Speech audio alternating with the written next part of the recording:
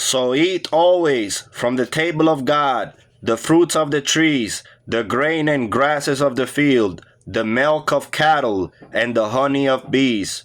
For everything beyond these is of Satan, and leads by the way of sins and diseases unto death.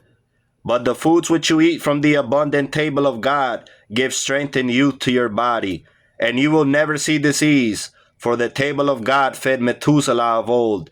And I tell you truly, if you live even as he lived, then will the God of the living grant you also long life upon earth.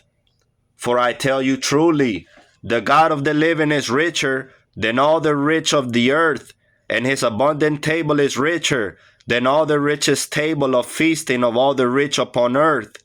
Eat therefore all your life at the table of our earthly mother, and you will never see want.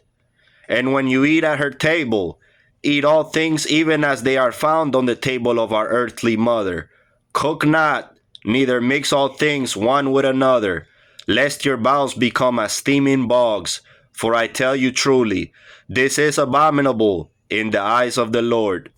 And be not like the greedy servant, who always ate up at the table of his Lord the portions of others, and he devoured everything himself, and mixed all together in his gluttony.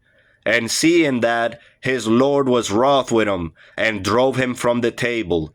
And when all had ended their meal, he mixed together all that remained upon the table, and called the greedy servant, saying, Take and eat all this with the swine, for your place is with them, and not at my table. Take heed therefore, and defile not with all kinds of abominations the temple of your bodies. Be content with 2 or 3 sorts of food, which you will always find upon the table of our earthly mother.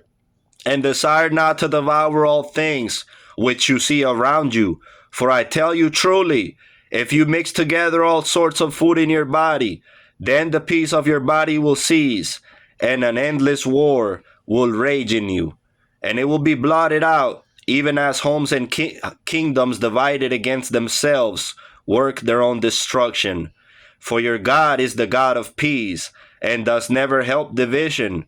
Arouse not, therefore, against you the wrath of God, lest he drive you from his table, and lest you be compelled to go to the table of Satan, where the fire of sins, diseases, and death will corrupt your body.